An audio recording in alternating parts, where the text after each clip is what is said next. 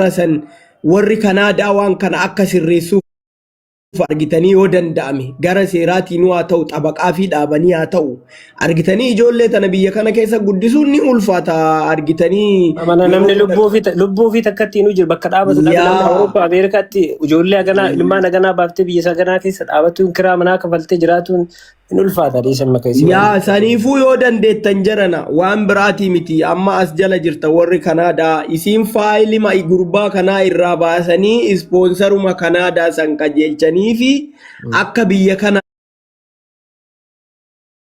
baatu yoo godhanitu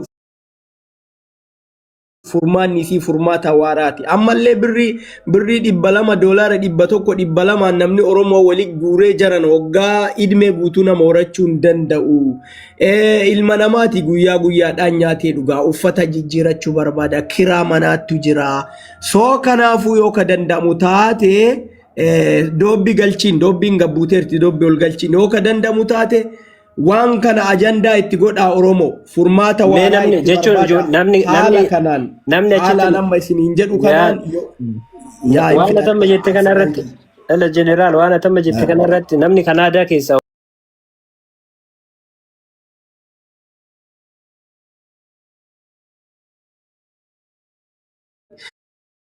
nama ispoonsara gaaf durii galcheef san dubbisaa yookaan warra san dubbisaa waa maatii akka furmaata micayyoon tun argattu amma ispoonsarii sun bakka malee rakkatee harkaa jira haalli faayiliisii kun rakkisaadha waan kana irratti furmaata godhaa ajandaa guddaa godhaa ijoollee warra asirraa argitanii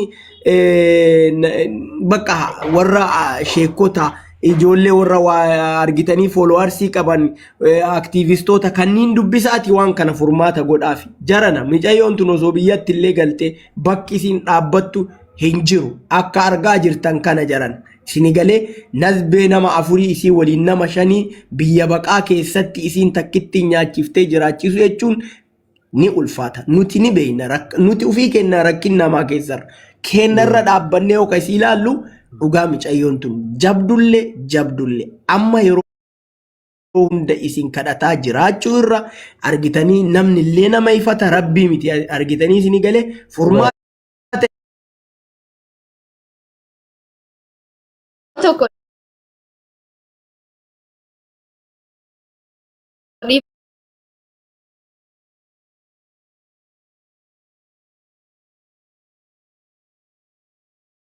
ana haasa'u kana godhe si galee namummaan addunyaa kanarra akka kiyyaa miidhame hin jira jedhee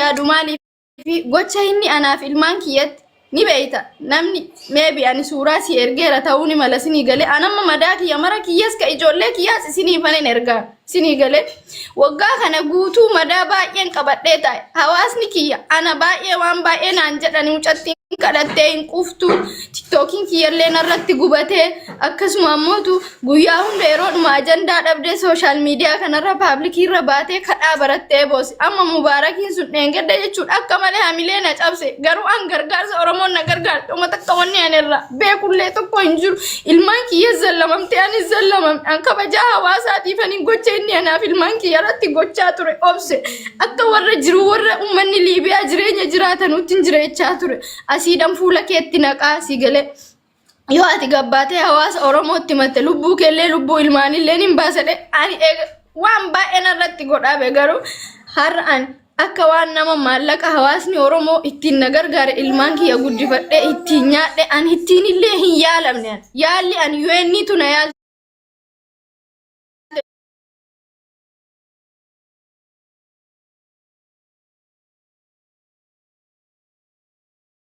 tajaajilame inni naan jedhan jiru ani yaala dhuunfaa kiyyaan hin yaalame ijoollee kiyya kophaa kiyya giiftii asirraa argadhu nan guddifachaa jira sinii galee wanti na gubee kana hunda na haasoysisi hawaasni Oromoo haga onaa waan ani ittiin maallaqa saniin ittiin gargaaramee ittiin nyaadhee dhugee ilmaan kiyya asiin gahadhese omaa ani wanni irraa beeku hin jiru bakka sagalee naa ta'ana. Okay, bakka mee amma namoonni kun waan dubbatan usmee fa'aa eenyu doobbiin fa'aallee dubbadhaati yaada keessa mee hunda. Ana hubanneerra sii hubanna siif waan ati jette kana hubanne warroota san kontaaktii ni qabda warra gaafa duraa ispoonsara isinii galche. Adreesii isaanii qabda bilbila isaanii. bilbiluu fi dandeenya ani gama kiyyaani haga danda'u takka ani community Dubbii ati keessallee waan biraatii miti illee laati afaanuma nu gargaariiti yookaan nama hariiroo achi kanaa yaa gadi jiraatu waan akkasii bakka homaa nama gaafa deef gaafa rakkate bicha arraba mudhatuun bichaan nu barbaachisu beekta. Namni kawaan nama darbate Beektaa laali dubbiin iddoo ijoon bakki jirtu bakka kana argitee gurbaan kun amma eega biyya galee ispoonsarri isaa jalaa bada mallaqallee jara galagalee naaf fudhachuu danda'a. Osoo sadarkaa saniin deebiin mallaqni sunillee qabamee bakka jiru dhaabatee ispoonsarri sun sirraa'ee jarana siifuuf jettee miti Oromoon ka guurte ijoollee saniif jettee gurbaa saniif jetteeti miti ijoollee saniif jettee guurte. Ijoolleen tun biyya kana keessaa yoo hin bayini rakkoodha. Ani isinii hima hin danda'amu. Nuti warri argitanii lubbuu nama lamaa tokkootiin jiraannu dadhabneerra. Jireenyi argitanii kan namni argitee nama qarqaaru dhiisi. Harka ofiitiin namni dalagatee buluun biyya kana keessatti ulfaateera. Hariirri nageenyaa hedduu rakkisaadha. Yoo dandeettan furmaata bifa saniin. Doobbi waan kana irratti adda dureedhaan warra Kanaadaa san dubbisii namoota guruppii ijaaraatii agartanii gaaf durii I think warra community tu godheef ta'e ani hin beeku sponsora sanillee sponsora san sirreessaa fi biyya kana akka baatu godha. Yoo kanan ta'in biyyatti illee galtee mucayyoon tun jiraachuu hin dandeettu. Isinii galee argaa jirtan waan jiru bakka dhaabadhu hin qabu jedhaarti. Bakka itti galu qabu hin qabu jedhaarti. Inni gurbaan sun ijoollee ilmaan ofiitii yaadee isii yoo hin feene ta'e ilmaan ofiitii yaadee atilisti barbaaduu qaba ture jechuudha. Ilmaan isaati isarraa baate jara keenya. Isinii galee maqama isaatiin yaamamti. Maqaa abbaa biraa wayiitiin yaamamtu. Kana waan ta'eef furmaata akkasitti godhaati. Namni yaa general jedhayi. information san yoo qabaatte siifu ergiitii namni Kanaadaa keessa jiru nama hedduudha. Kara communitytiinis ta'e kara birootiinis ta'e warri gaafa duraa si galcheessuni argamuun dirqama because isaantu information hunda harkaa qaba.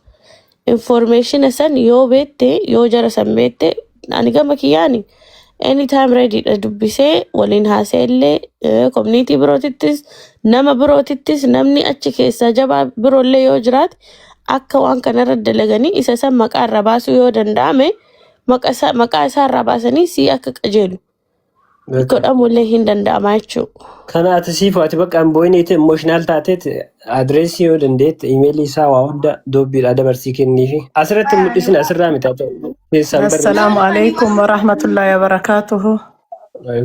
Salaam warahmatullahi wabarakatuh. Akkam jirtan nagaa jirtan hundi keessanu. Wallahi siifu baay'ee si jaalanna. Laala kuni qaama ijoollee kiyyaati sinii galee imma kiyya amma qofa haasawaytanii naanneessinaa kun no ana wallahi laazimaan ilmoon kiyya soggaa dheeraadhaan sirriitti. Anaaf kun qaama ilmaan kiyyaati sinii galee miti waggaa kana hunda gaafa isin kadhattu rakkattu naan jettan ilmoo kiyyaa jecha malee. Eshi bakka siifu bakka Dhiisi siifu akkasii miti dhiisi lubbuun bakka tiyya. public irratti nagarsiisni dhiis bakka. Siifu tiyya dhiisi. Adhaan ilmoon kiyyaa akka nama zarii hin qabneetti jechuudha waggaa meeqa guutuu asitti kophaa keenya akkasitti rakkan nama daakiyya dhofkadhe bakka anaaf sagalee naa taana. Bakka sponsor illee waa hunda inshallah si sirreessinaati waan si binnaati barbaachisu waan maraa hundi waan kenna danda'u dandeenye waan rabbiin nutti beeku. Ila namni ilmaan qabu ilmaan ofii saniif jedheetini waan fedhe sii godha. Siif taana garuu akkatti sii taanu isteeppii barbaachisa. warra jala boo'ichaa ashanguliiti boo'ichaa keetan dhiisa wanna Meedii boo'ichallee dhiisa.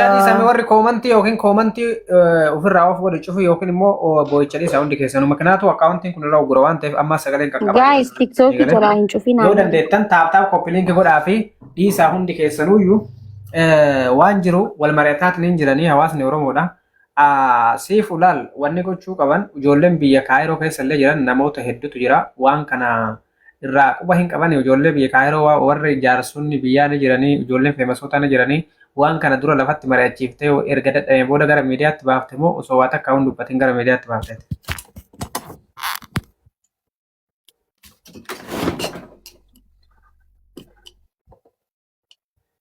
Connection isitti qabaa jira moo sagalee kee? Miyuutira jirta siifu. Siifu muyitira jirta. Ammalee fi waan kana gaafadhe wanti Cadhisaniitti bilbilanii gubbaan illee. Sagaleen dhageessaa jiru niitoorkiin isin jala boottanii qabee jira mucatti. Yaa Abtaan asirratti koppiliin kanaaf bira immoo sagalee hojii keenya ragaa jirtu barreessinaa jenna bar mikinaatu akkaawun tokkokiin nama qaba ammuma gaddar baasirraa nu guutuu harcaasee yoo laabii kanarraa nu baasin eega dhiisa immoojii boo'ichaa rabbiin kadhaa fi bakka wanni goote yoo dhabdanii jettan immoojii boo'ichaa jalatti naan naate. Raanfaa itti bilbilan yoo laayivii argitan ittiin bilbilinaa please.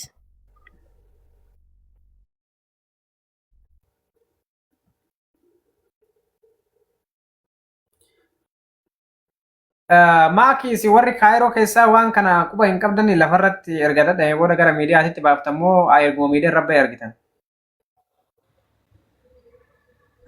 Gaafii fakkeenyaaf amma wanni kun beektaa gurbaan as jiraatee lafarratti hin gaafatanii keessaan akkamitti gaafatan waan kana warroota amma waan kana amma laal maa inni beektaa wanti kun hunduuyyuu tartiiba qaba sii galee. Ammuma yoo garteetumaan fakkeenyaaf ispoonsoruma kanaan sirreessinee fayyadam taate waraqaan ragaa ka gartee ni kaaya wal hiikuu jira wanna meeqa barbaachisa waan meeqa waan barbaachisu jira akkuma amma asirraa jiran kanatti wanni hundi hin dhumatu sii galee garuu immoo walini ne barra usme inni tabiraa biyya ni kaan gaa hin buune akka isin jettutti hin buune itti bar ni kaan nanii ne itti bar amma reefu gaafadheen ture waliin jirtanii immoo Maaki ila ka shari'aanii nikaa wal hiitee fi ka seeraan waraqaa walitti baafattee marriage certificate yoo walitti qabaatanii marriage certificate sanarratti they have to be divorced. Wa isa irraa baasuuf. Marriage certificate isaan walitti qabanii gaafa guutan marriage certificate galchanii jiran moo akkamitti galchanii fi dhaamman. Oi gaan gaafan ambar waa tokko beeku. Yoo ta'e at least amma isaan waan nama qaban marriage certificate qabanaan 100% maaliif akka nama seera biyyanaa jechiin seera UN beekuu tokkotti jechuudha walirra jira waan ta'eef jarri kun certificate fuudhaa heerumaan ni qaban san malee walirratti hin guutaman waan ta'eef san immoo walirraa hin baane waan ta'eef addan baane inni jidduudhaan qabamee biyya galee deebuu hin feene dubbiin bakka kana rarraatee haftee ispoonsarrii isaaniillee rarra'a jechuun amma wanni garaa nama nyaatu bakka kana rarra'a jechuun osoo ispoonsarrii sunuu gaddeebee isiin deemuu hin dandeettu hanga sirraa'uufitti. Okay, gaafii biroo general. UN ofiisni jiraame achi. Jira UN kan dhaqxee Bali yoomiti qabadhame UN eega ofiisni jiraate achi dhaqxee waan keessa jirtu fakkaata inni itti qabame explain jara kana godhuu hin dandeettiimi. Hin dandeetti garuu isaanillee seeraan deeman waan ta'eef divorce certificate fidedhanii sii galee amma isiin ka jirtu laal isiin faayiliin isii isarra jira rakkoon jiru faayilii isii biyya jiraami jeneraal dhagaye. Inni biyya jira yaa. Inni biyya erga jiraate yoo nu dubbisuu dandahe bilbila isaa namni qabdannu kennaatiin karaa tokkotti oofu laal namni karaa tokkotti isaa oofu isa bichaadha. Tokko maatii kana achitti gatee qabamee galee akka galeenuu haa galu erga tabiraa biyyatti fuudhe ijoollee isaatti taphachuun qabu waraqaa hiikaa asii haa baasuu fi hin qarqaarraa yoo inni ka ishii jari lama walii hiikuu irratti fedhii ka qabaatan taate hin erginaaf karaa imbaasii achiiti. Warri Kanaadaa ammoo tuyyuu warri Kanaadaa isteetii kamitti akka isiin guutte laala warri isteetii namoota nu beenu ambaasaadara nu beenu mucaan biyya keenyaa tokko ambaasaadara achiiti. Isteetii isii guutee fi hin guutini addaan baasee hin beeku. Mucaa baalee jechuudha ijoollee ollaa teennaa. Warra kanniin kakkadhannee isin ammootu warra wannoo achii kadhadhaa. Koominiitii kam akka ta'e adda baasaa koominiitii kam akka ta'e nullee adda haa baasnu warra koominiitii kadhadhaa mucattii tana qarqaaraa malee amma isatu hidhee bar hidhaan amma isa harka jirti jara lamaan harka jirti. Akkasi san